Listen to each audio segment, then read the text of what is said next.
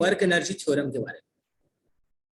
आज हम लोग पढ़ेंगे वर्क एनर्जी थ्योरम के बारे में। देखिए, वर्क एनर्जी थ्योरम बिल्कुल न्यू टॉपिक है बच्चों, तो जो लोग पहले क्लास नहीं किए हैं वो भी अच्छे से देखिएगा, सब कुछ समझ में आ जाएगा आप सबको। वर्क एनर्जी थ्योरम समझिएगा इसको कि वर्क एनर्जी थ्योरम है क्या। इसको कई बुक्स में ऐसा लिखा रहता है WE theorem, work energy theorem, WE theorem. देखिए WE थ्योरम क्या होता है, स्टेटमेंट देखिएगा, यहाँ पे स्टेटमेंट है इसका, the total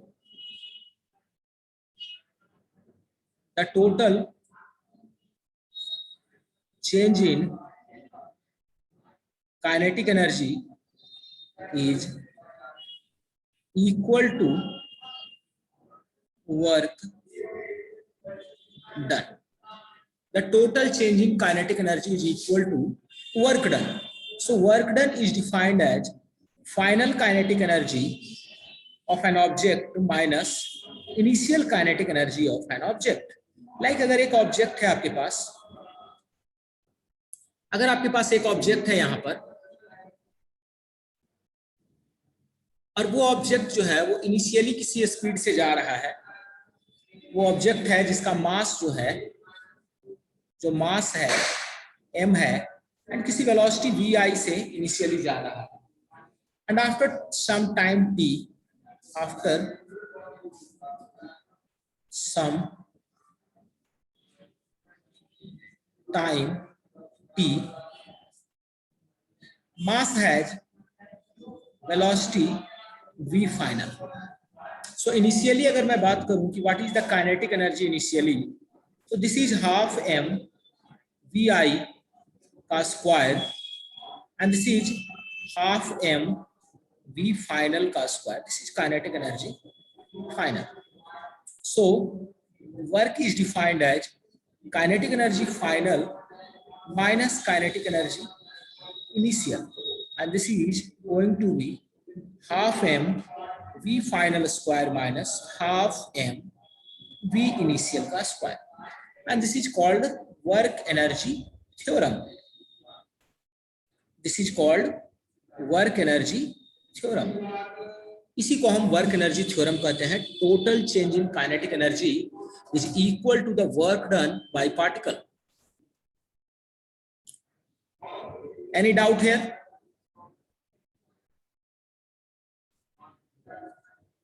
Any doubt here? No, sir.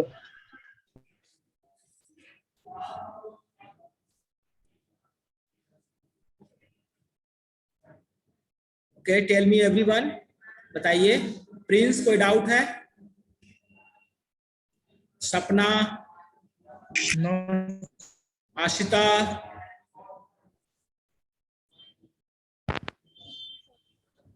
Ayush? So this is called work energy theorem. Total work done is equal to the change in kinetic energy. Total work done is equal to the change in kinetic energy. और इसी को हम क्या कहते हैं? Work done. इसी को हम क्या कहते हैं? Work done. Total change in kinetic energy is equal to the work done. ठीक है?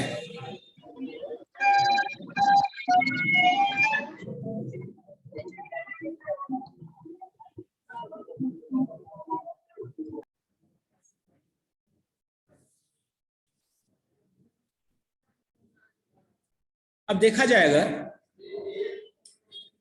जैसे मान लीजिए एक ऑब्जेक्ट है जिसका मास है 10 kg, और इनिशियली जो है ये 10 मीटर पर सेकंड से जा रहा है. Acceleration of body t equal to 0 पर बात कर रहे हैं. Acceleration of body is 2 metre पर second square. Find total work done in 0 to 5 second. Find total work done in 0 to 5 second.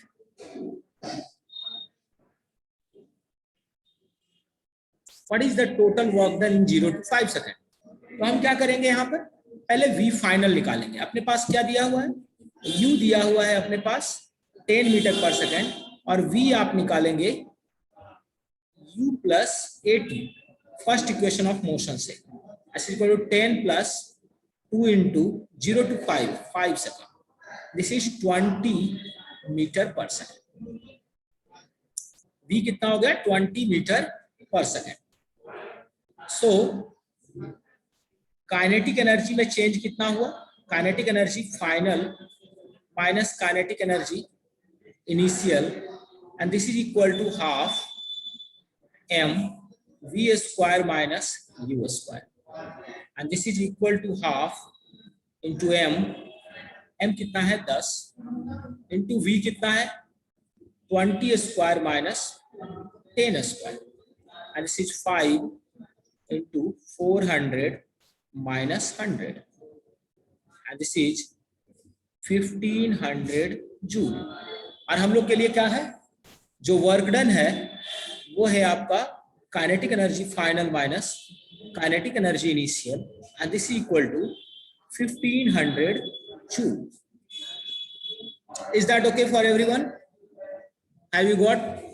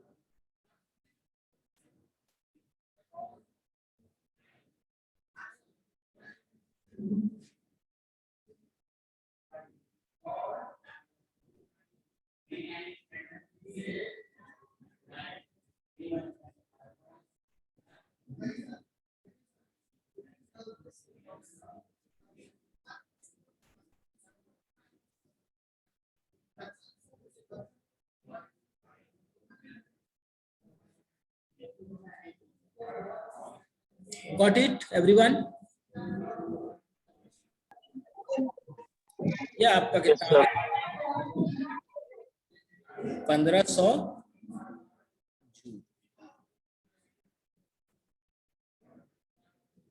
सबको समझ में आ गया बच्चे?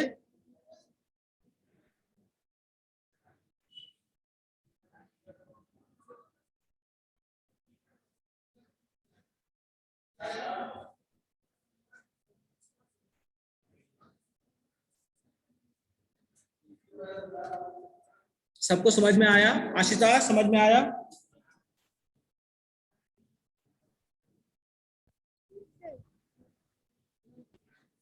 आशिता, आयुष? यस सर, आ गया समझ में. ओके, यस सर आ गया. ठीक है बेटा. अब देखिए दूसरा सवाल देता हूं इसी पर. इसी पे मैं दूसरा सवाल आपको देता हूं.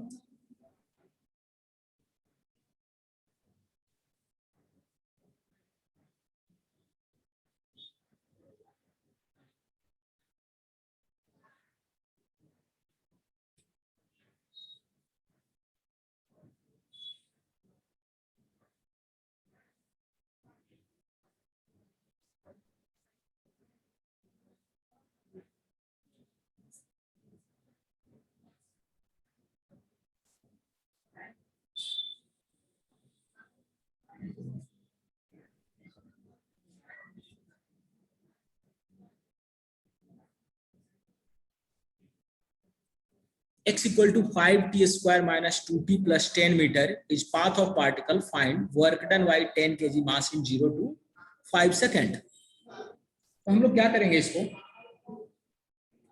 क्या करेंगे, देखिए अपने पास दिया हुआ है mass is 10 kg but velocity is not given to us. So dx by dt is called velocity, and this is इसका डिफरेंशिएशन जो है 5 इंटू टी स्क्वायर का डिफरेंशिएशन 2t होता है। जो बच्चे डिफरेंशिएशन अभी नहीं जानते हैं चिंता नहीं करिएगा, आपको मैं जब शुरुआत से सब कुछ पढ़ाऊंगा तो जरूर पूरा बताऊंगा।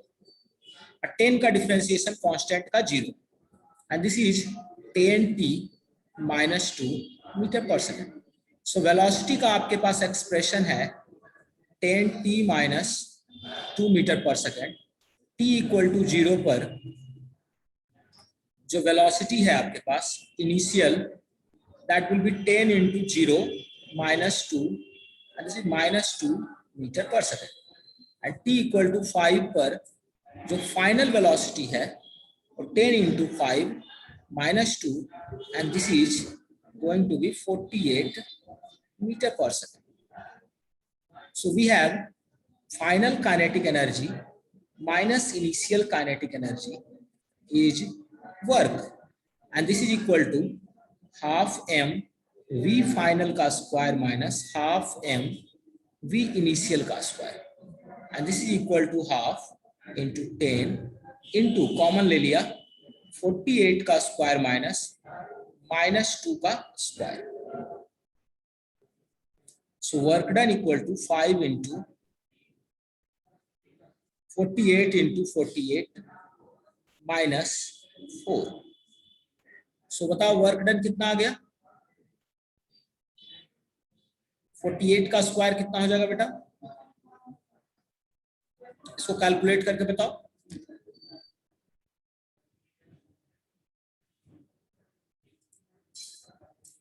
इसको कैलकुलेट कर ले।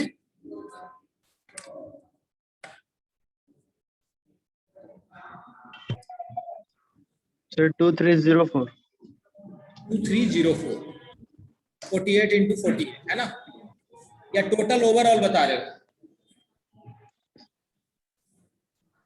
नो सर सिर्फ 48 into 48 तो 5 इंटू 2304 2300 हो जाएगा and work equal to what? Multiply 5 and this is 10 से 11.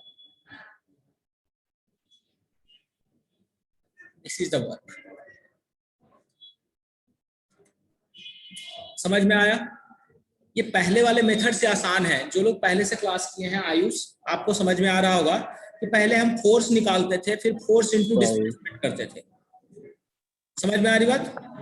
फोर्स इंटू चेंज करते थे। तो पहले 2 बार डिफरेंशिएट करके हम फोर्स निकालते थे, उसके बाद चेंज इन पोजीशन निकालते थे। यहाँ डायरेक्ट आपको मिल गया।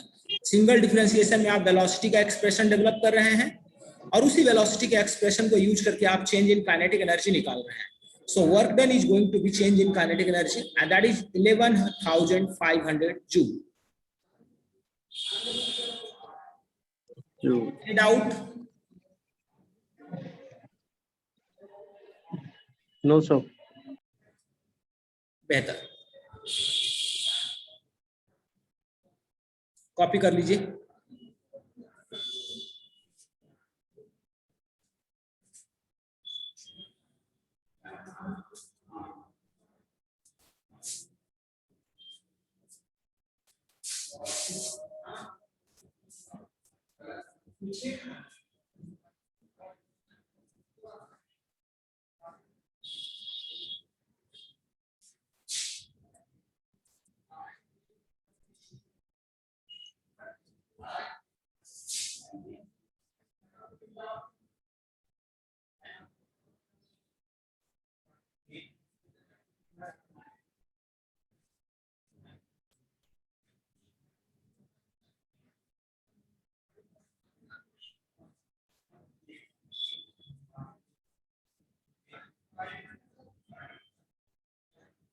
चलिए, कॉपीड, एवरीवन कॉपीड दैट?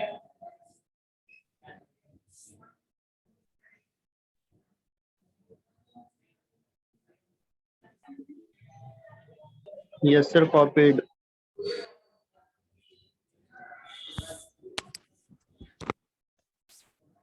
अब एक चीज देखिए, यहाँ पर आपको पता है कि जो चेंज इन काइनेटिक एनर्जी होता है, चेंज इन काइनेटिक एनर्जी होता है,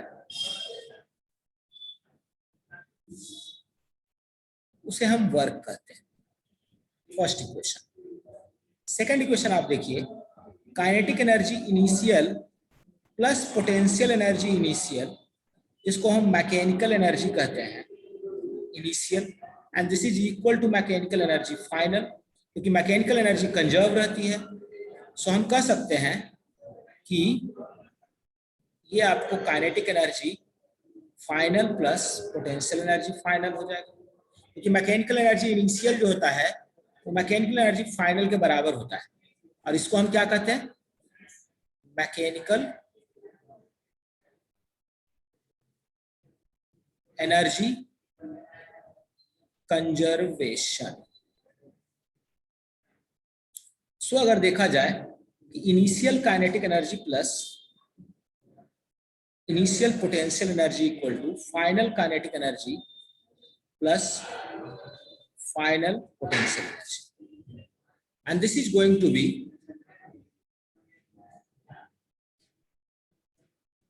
potential energy initial minus potential energy final equal to kinetic energy final minus kinetic energy initial, and इसको हम क्या कर सकते हैं, वर्क। और यहां पर अगर हम लिखें it is potential energy final minus potential energy initial equal to kinetic energy final minus kinetic energy initial, और जिसको हम वर्क कहते हैं। तो अगर मैं U को पोटेंशियल एनर्जी से डिनोट करूं,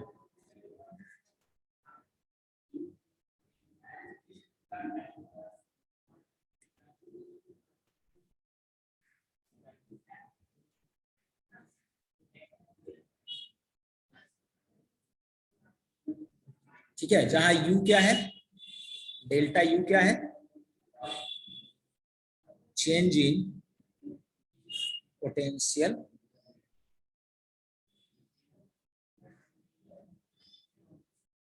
एनर्जी। सो आप अगेन यहां डिफाइन कर सकते हो कि वर्क जो है वो चेंज इन काइनेटिक एनर्जी तो है, इसके अलावा आप negative of change in potential energy भी कर सकते हैं। जो वर्क डन है वो चेंज इन काइनेटिक एनर्जी तो है ही, उसके अलावा negative of change in potential energy भी है। Is that okay to everyone?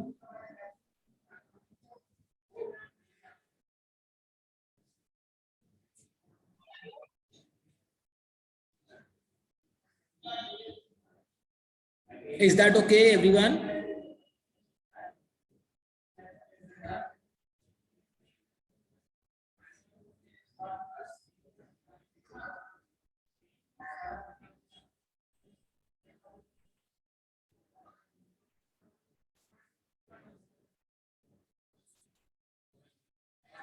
Okay Prince, thank you. बाकी बच्चे बताइए, कृतिका,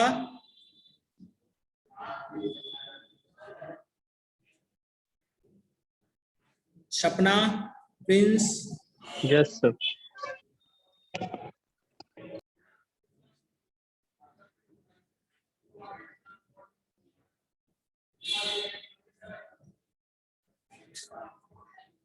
सो अगर मैं यहां पे स्टेटमेंट लिखूं, potential energy of an object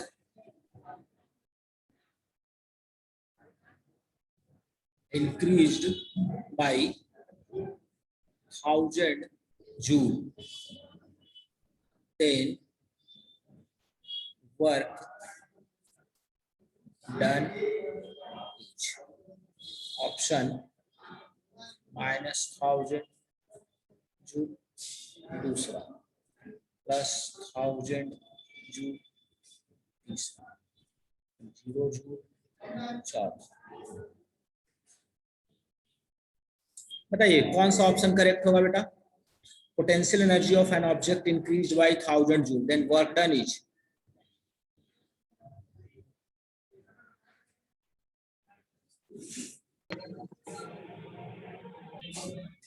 So -1000.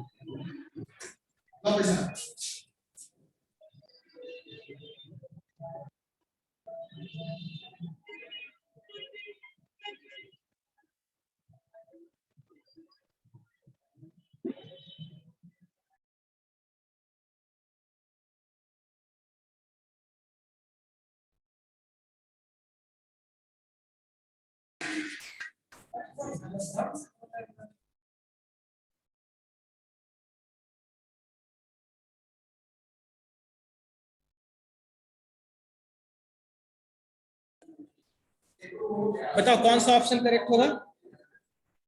अगर पोटेंशियल एनर्जी इंक्रीज हुई है 1000 जूल से, it is minus 1000, the work done is minus 1000 joule.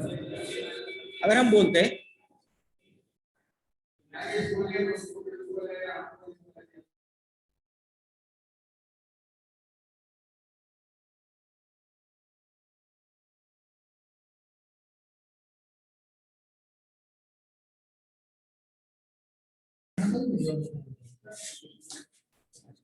ठीक है, ये क्वेश्चन सबको क्लियर है? अगले सवाल पे आऊं।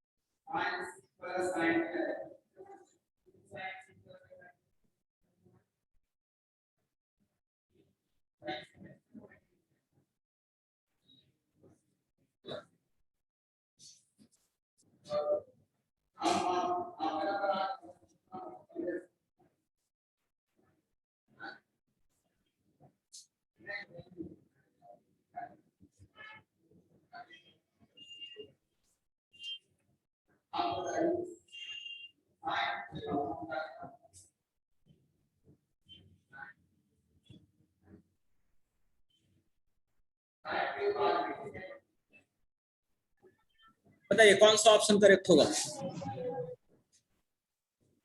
Sir third. कौन सा ऑप्शन करेक्ट होगा? आप लोग मैसेज कर सकते हैं चैट में। थर्ड।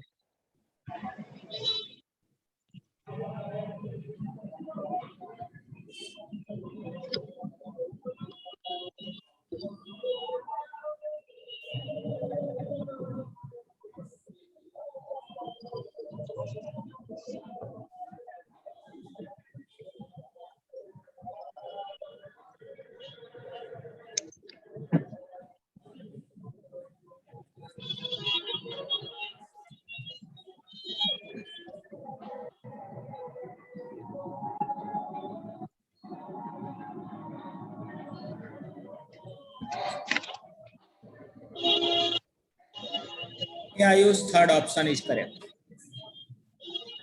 काइनेटिक एनर्जी अगर किसी ऑब्जेक्ट का 500 जूल से बढ़ी है, then potential energy will be decreased by 500 joule.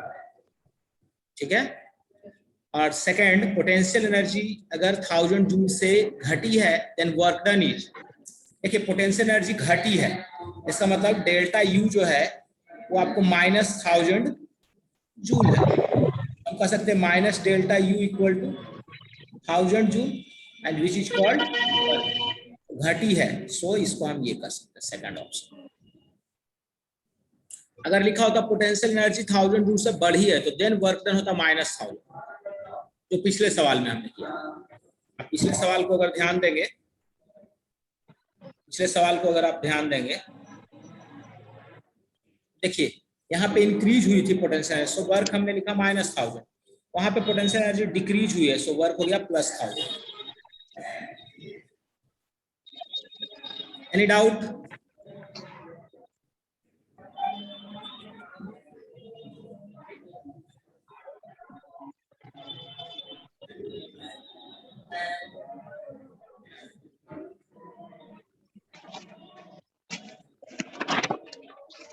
ये बहुत अच्छी बात है प्रिंस। चलिए कॉपी कर लीजिए इसको।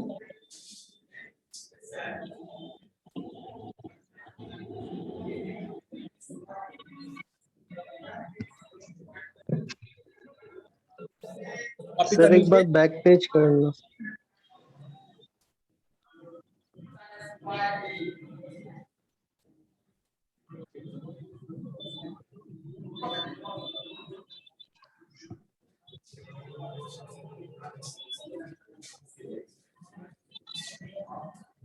कॉपी करिए बच्चों।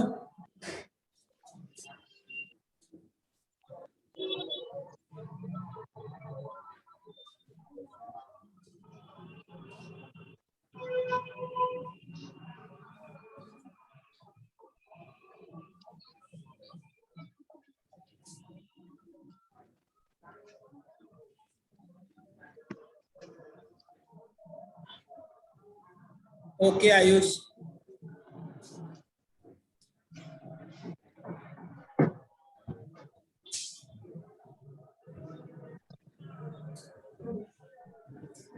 यस सर हो गया।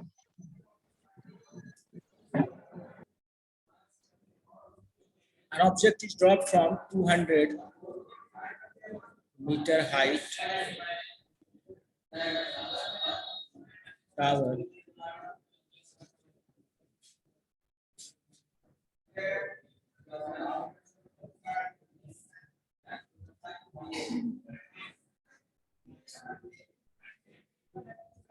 Find work done by gravity. तो देखिए, अगर आप सोचिए इसको इस तरीके से करते हैं, यहाँ पोटेंशियल एनर्जी क्या है, m की मान है 10 kg पर। यहाँ पोटेंशियल एनर्जी क्या है, mgh है, 10 इंटू 10 इंटू 200, और इसको हम लोग क्या कहते हैं, 20,000 जूल। और यहाँ पर पोटेंशियल एनर्जी क्या है, 0, क्योंकि हाइट क्या है, 0। सो पोटेंशियल एनर्जी कितना घटा है, potential energy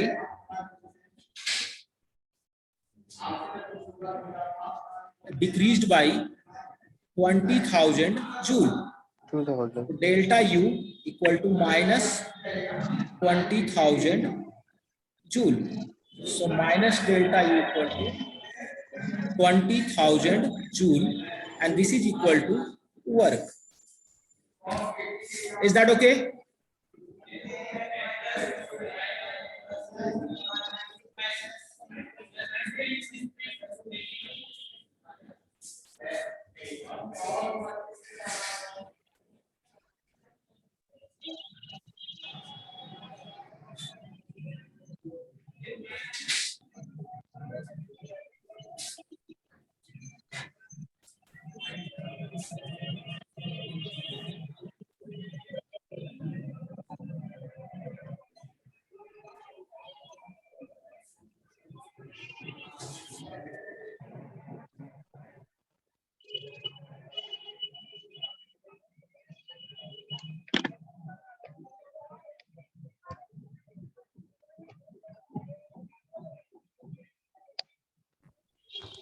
sir potential energy कितना है?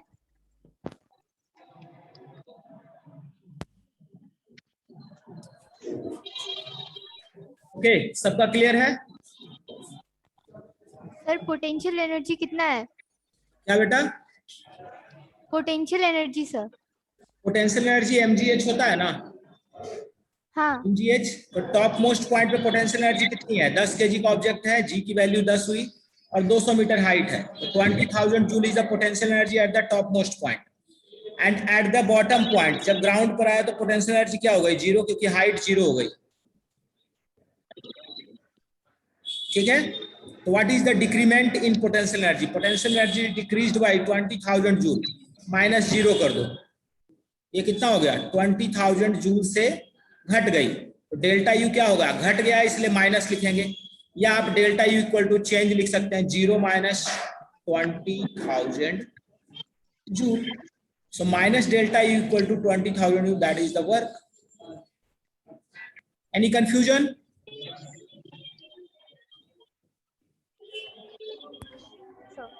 अब बच्चे,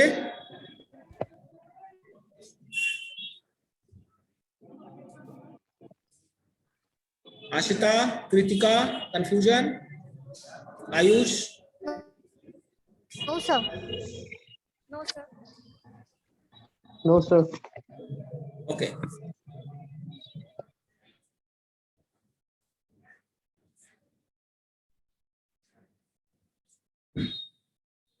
देखिएगा अगला सवाल,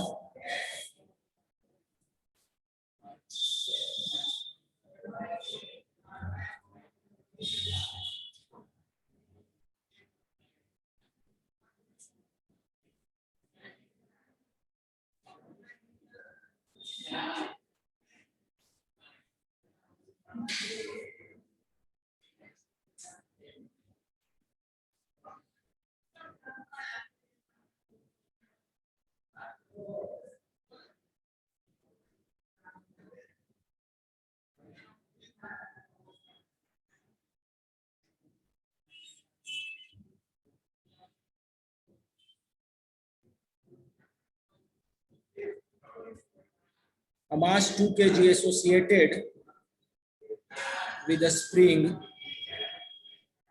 of constant, स्प्रिंग कांस्टेंट की वैल्यू है 200 न्यूटन पर metre, is stretched by 20 centimetre. Find its velocity at x equal to 0. एक 2 kg का मास है, किसी स्प्रिंग से अटैच्ड है और उस स्प्रिंग को 20 सेंटीमीटर खींचा गया. आपसे पूछा जा रहा है कि x इक्वल टू 0 मतलब मीन पोजीशन पर वेलोसिटी क्या होगी. हमें क्या करना है इसको, जब इसको हम 20 सेंटीमीटर खींचेंगे, जब हमको 20 सेंटीमीटर इसको खींचेंगे तो इसकी पोटेंशियल एनर्जी यहाँ पर आके क्या हो गई, बढ़ गई. पोटेंशियल एनर्जी बढ़ गई और जब वापस ये अपनी जगह जाएगा तो पोटेंशियल एनर्जी घट जाएगी. तो जितना चेंज इन पोटेंशियल एनर्जी हुआ है, अभी इसकी वेलोसिटी क्या थी, यहाँ पर वेलोसिटी क्या हो जाएगी 0, क्योंकि यहाँ तक खींचा गया है. और वापस जब जाएगा तो यहाँ पर मान लीजिए वेलोसिटी क्या है v. ठीक है, तो हम लिखेंगे कि चेंज इन पोटेंशियल एनर्जी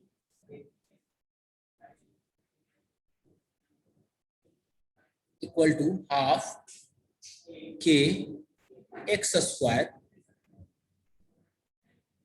इसको आप इस तरीके से लिख सकते हैं, half k x 1 square minus x2 square, and this is equal to half into 200 into x1 0 है माइनस 0.2. 20 सेंटीमीटर को 0.2 लिख सकते हैं, 100 इंटू माइनस 0.04 माइनस 4 जूल. ये आपका क्या हुआ, पोटेंशियल एनर्जी डिक्रीज हुआ है. सो वर्क डन हम क्या लिखते हैं, change in kinetic energy and which is minus. तो वो एरो के पास क्या लिखे हुए हैं, क्या बोल रहे हैं, वो एरो के पास क्या लिखे हैं. एरो के पास v है, यहाँ एरो के पास v है. इसकी वेलोसिटी जब ये लौटेगा, देखिए किसी स्प्रिंग को आप खींचेंगे, जहां खींच के लेकर जाएंगे वहां तो वेलोसिटी 0, लेकिन जब उसको खींच के यहाँ लाएंगे तो वेलोसिटी क्या रहेगी, यहाँ पर v. यही वेलोसिटी हमको निकालना है. और डेल्टा के क्या हो जाएगा, हाफ m सर मास के नीचे, मास के नीचे. अच्छा ये हाँ ये, अच्छा ये k की वैल्यू है. k क्या है, k को हम स्प्रिंग कांस्टेंट बोलते हैं.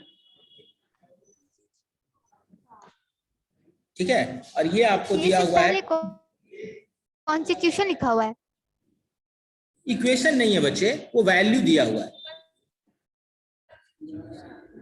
इक्वेशन लिखा हुआ है वो सर. वो किसी स्प्रिंग की प्रॉपर्टी दी रहेगी आपको, वैल्यू दिया हुआ रहेगा क्वेश्चन में.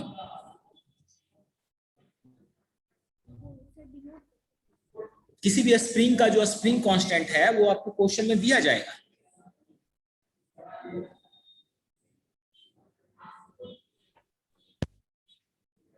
हाँ पूछिए, समझ में आया. चलो मैं समझाता हूं कैसे. पहले इसको कंप्लीट कर देता हूं. -4 हाफ इंटू एम कितना 2 into v square equal to 4, v equal टू 2 मीटर पर second. Yes Aastha,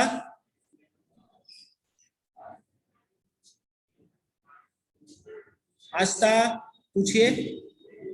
sir a mass 2 kg associated with spring of क्या है उसके बाद सर. ओके ओके ओके, देखिए ये 2 kg मास ये ब्लॉक का है बेटा, ये 2 kg मास इस ब्लॉक का है. एक स्प्रिंग उसके जस्ट नीचे क्या लिखा हुआ है, नीचे वही ना, k इक्वल टू 200 न्यूटन पर मीटर. वो बॉक्स से पहले sir. Sir constant, sir constant, sir constant. Constant है वो सर। अच्छा वो, okay okay okay okay, constant है। अच्छा यहीं पे आपको दिक्कत है, ये कांस्टेंट है, स्प्रिंग कांस्टेंट। ओके ओके, कभी ऐसा हो ना तो मैं आप लोग को लिखने के लिए अलाउ कर दूंगा इसमें, तो आप मुझे कोई कलर से मार्क करके भी बता सकते हो। जैसे मैं देखो आशिता, मैं लिखने के लिए अलाउ कर रहा हूं, तो आप मुझे कलर से भी बता सकते हैं, कोई दिक्कत नहीं। अगर आप हैंड रेज करेंगे और आपको ये जानना है कि सर मुझे लिख के बताना है, तो आपको जैसे मैंने अलाउ किया है आशिता पेन, तो आप बता सकते हैं कि कौन से क्या लिखना है। जैसे आप मार्क करिए, कोई कलर को सिलेक्ट करिए लिखने के लिए।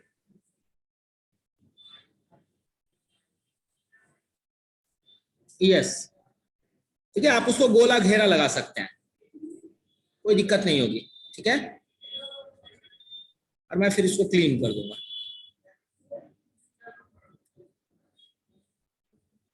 ठीक है।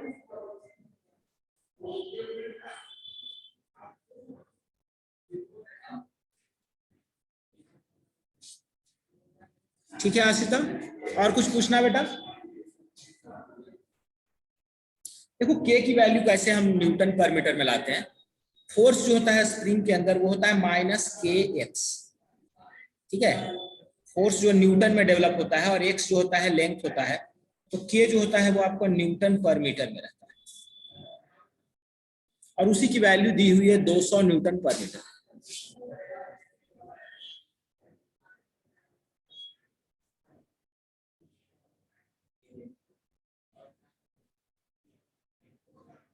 ठीक है, एनी डाउट? देखिए जितना चेंज इन, जितना पोटेंशियल एनर्जी स्टोर हुई स्प्रिंग के अंदर, वो सारा का सारा पोटेंशियल एनर्जी जो है वो काइनेटिक एनर्जी में कन्वर्ट हो गया, इसलिए उसको हाफ mv² लिखा। जितना पोटेंशियल एनर्जी स्टोर हुआ स्प्रिंग के अंदर, वो सारा का सारा काइनेटिक एनर्जी में कन्वर्ट हो गया।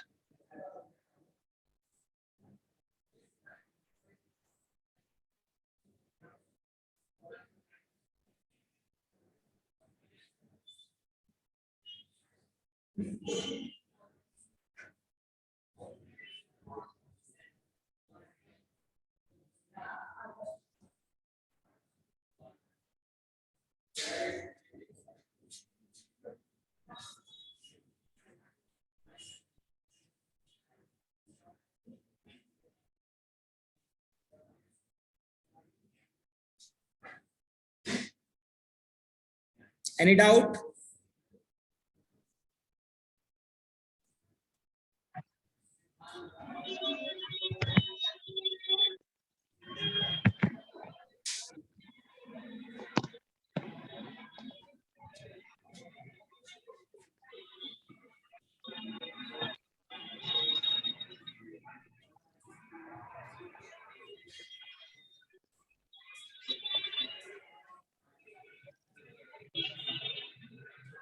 एनी डाउट बच्चों? चलिए एक सवाल और करवाता हूं आपको। आपको करना कुछ नहीं है, जस्ट स्प्रिंग में जो एनर्जी स्टोर हुई है,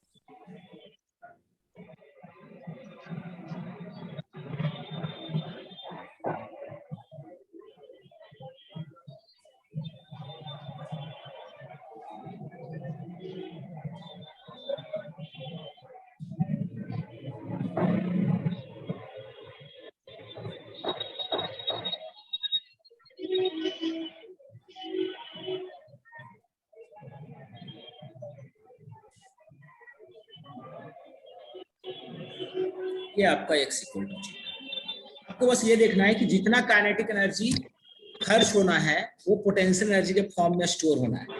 आप ऐसे समझिएगा इसको कि जितना पोटेंशियल एनर्जी स्टोर हुआ है, ठीक है, स्टोर हुआ है, that is the kinetic energy released velocity के फॉर्म में। Half into k into x square minus zero square equal to half into m into v square minus u square, और u क्या है, जीरो है। तो हम लिख सकते हैं हाफ इंटू 400 इंटू 0.5 का square equal to half into v square.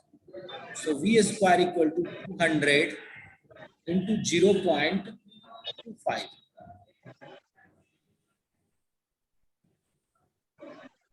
50। So v equal to under root 50 metre. 5 समझ में आ गया बच्चे?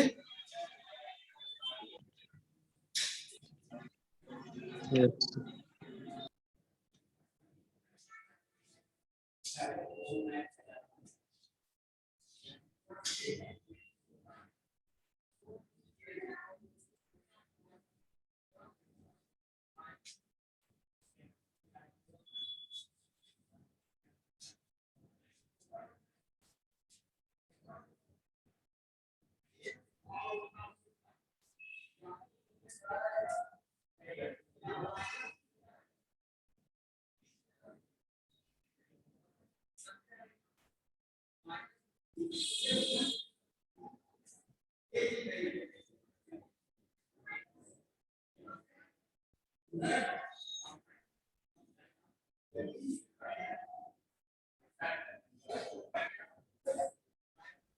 ठीक है,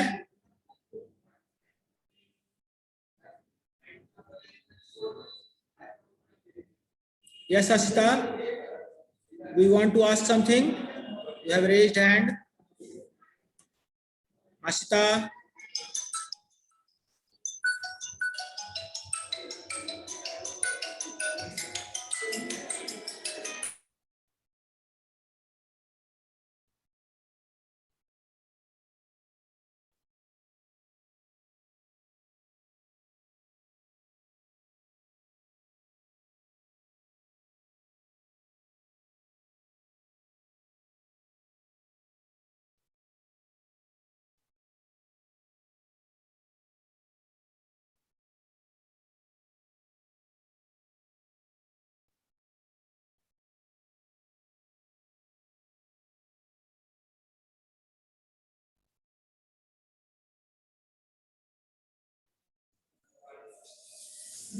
हाँ बच्चों, कुछ पूछना है इसमें?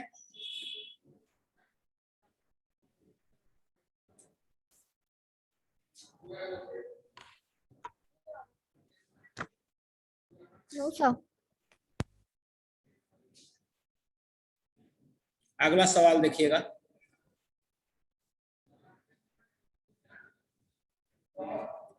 अगला सवाल दूं?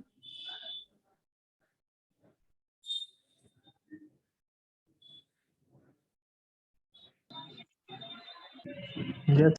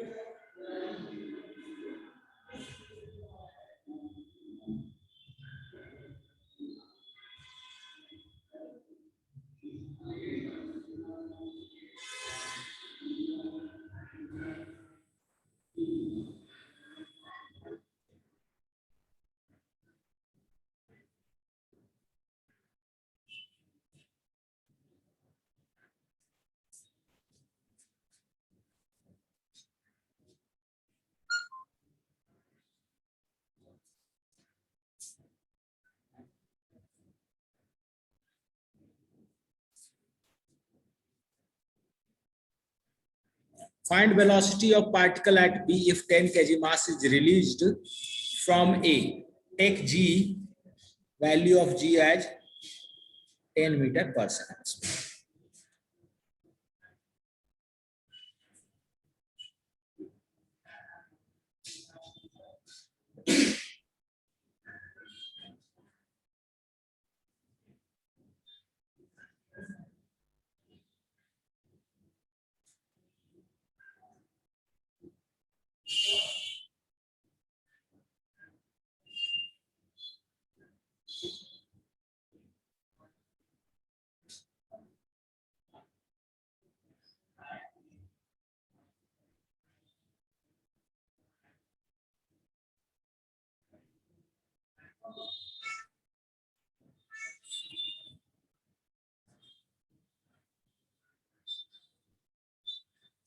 क्या करना है बेटा, देखो किस पाथ से आया वो मैटर नहीं करता. What is the potential energy between A and B.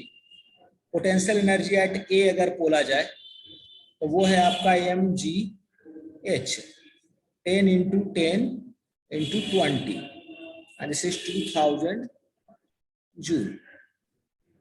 And if potential energy at B is 0, because h की वैल्यू क्या है 0.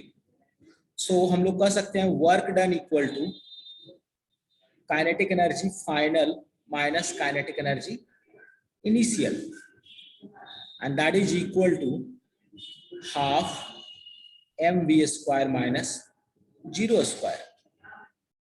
Half mv square minus 0 square. Initial kinetic energy कुछ भी नहीं है, सो ये हाफ mv स्क्वायर हो गया. और what is the change in potential energy 2000 joule. So हम कह सकते हैं हाफ mv स्क्वायर ये हो गया. सो हम कह सकते हैं यहां से कि हाफ mv स्क्वायर जो है, जितना काइनेटिक एनर्जी बढ़ा है उतना ही पोटेंशियल एनर्जी घटा है. Half into 10 into v square equal to 2000 joule. So v equal to under root 400 and this is 20 meter per second. Simply said.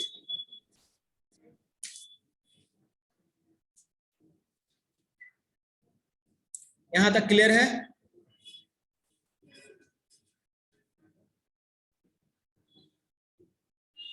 यहां तक क्लियर है बच्चों. Sir yes sir. सबको आशिता, कृतिका, सपना, आयुष. Yes, sir. ओके बेटा, ठीक है. आज की क्लास यहीं पे खत्म कर रहा हूँ. वीरेंद्र सर जुड़ चुके हैं, सो उनके क्लास का लुत्फ उठाइए.